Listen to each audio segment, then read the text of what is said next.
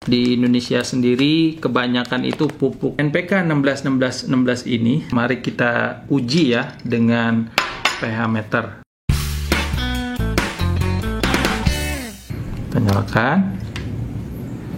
Kemudian kita masukkan ke sini larutannya. Tuh lihat tuh, 6,5, 5 ya. Lihat ya, jadi dia sempat turun. Ini karena memang cocoknya bukan di air, tapi ini buat tanah ya. Jadi intinya pH-nya ini turun. Jadi walaupun teman-teman menggunakan organik juga sama. Karena asam fosfat ini makanya pH turun ya. Bisa ke level 4. Ini 5,5 nih berubah-ubah ya. Setiap memberikan pupuk NPK baik organik maupun anorganik, teman-teman itu wajib menggunakan yang namanya dolomit ya. Dolomit ini kapur pertanian dan ini sangat mudah ditemukan di toko-toko pertanian. Tinggal cari aja ya, nanti teman-teman cari seperti apa bentuknya. Jadi yang bagus itu yang mengandung Mg-nya ya. Misalkan teman-teman hanya dapat kapur gipsum juga bisa, tidak harus dolomit. Tapi kalau pakai dolomit itu ada kandungan MgO-nya, makanya bisa untuk penambah pupuk supaya daunnya tidak menguning. Untuk dolomit yang repack kayak gini, misalnya teman-teman cari di toko-toko pertanian juga harganya murah ya. Cek aja sendiri ya untuk harganya. Banyak juga yang jual karungan, tapi kalau misalkan kebutuhan tanamannya nggak banyak, beli aja yang repack. Bagi teman-teman yang menumpahkan pupuk, baiknya nanti dimasukkan lagi ya ke dalam kemasannya. Karena kalau misalkan dibiarkan terbuka, kemudian ini kena panas, dia akan mencair. Jadi dimasukkan lagi ke dalam plastik, kemudian ditaruh di tempat yang teduh. Oke, kita masuk ke cara penggunaan ya. Kalau misalkan tanamannya masih kecil, misalnya teman-teman masih dalam berbentuk bibit yang kecil sekali, kita mulai dulu dari beberapa butir ya. Kita tabur ya, jangan langsung diberikan air karena nanti itu akan larut ya. Jadi baiknya ditabur saja, ditabur, nanti biarkan saja dia terkena air dari alam, misalnya dari embun atau saat kita menyiram. Jadi untuk dosis tanaman kecil di awal-awal menggunakan NPK itu kita kasih sedikit aja dulu kayak begini dengan cara ditabur. Tapi kalau misalkan sudah semakin besar, kita bisa tambah lagi ya. Tambah lagi beberapa butir, terus naik lagi terus sampai satu tanaman yang ukurannya kurang lebih 1 meteran, kita kasih 1 sendok ya. Tapi ingat, 1 sendoknya itu jangan dikocor air karena resiko overdosis itu yang sering saya temui, penggunaan NPK-nya sampai overdosis. Nah, itu cara yang termudah, tidak pakai perhitungan. Lalu gimana cara menghitungnya supaya lebih akurat? Kita masuk hitungan ya. Jadi kita sudah mengetahui bahwa untuk anggur itu membutuhkan untuk N-nya adalah 30 sampai 50 ppm. Oke, ini untuk anggur ya di masa pertumbuhan. Nah, karena pertumbuhan berarti kita fokus di hitungan N-nya ya. Karena untuk NPK 1616 ini kan produk udah jadi ya. Jadi kita fokus ke salah satu yang jadi sorotan kita gitu, misalnya di N-nya.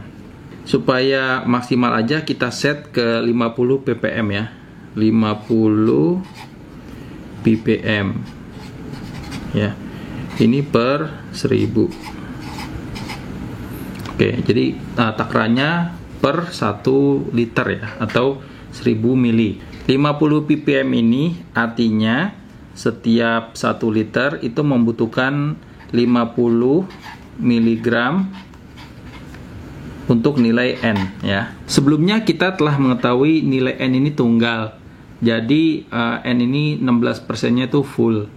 Artinya kita cukup mencari 100%-nya itu berapa dari 50 ini ya. Nah, cara mencarinya gimana? Cara mencarinya adalah dengan perkalian dan pembagian saja. 50 dikali 100, ini adalah 100%-nya. Kemudian dibagi 16 ya. Ini kita dapatkan hasil, kita lihat ya. 50 dikali 100 dibagi 16. Ini kita dapatkan hasil 312 mg atau sama dengan 0,3 gram. Kita lihat seberapa banyak untuk ukuran 0,3 gram. Kita ukur ya, sedikit-sedikit. Wow, sangat sedikit sekali ya. Tuh, lihat. Kalau mau pakai hitungan beneran, tuh, segini. Jadi untuk 1 liter air itu dicampurkan dengan 0,3 mg ya. Segini doang nih, lihat nih. Tuh, segini, dikit ya. Nah, kalau tanamannya besar pastinya kan butuh air yang lebih banyak ya. Misalnya kita butuh 3 liter air. Oke. Artinya ini kita kali 3. Jadi kalau misalkan pada saat kita memberikan pupuknya itu 3 liter, berarti ini ditambahin nih jumlah pupuknya menjadi 0,3 dikali 3 ya, mendekati 1 gram aja ya. Jadi setiap 3 liter itu dicampur dengan pupuk sebanyak 1 gram. Jadi untuk hitungan ppm ini memang harus caranya itu dikocor atau bisa juga disemprot.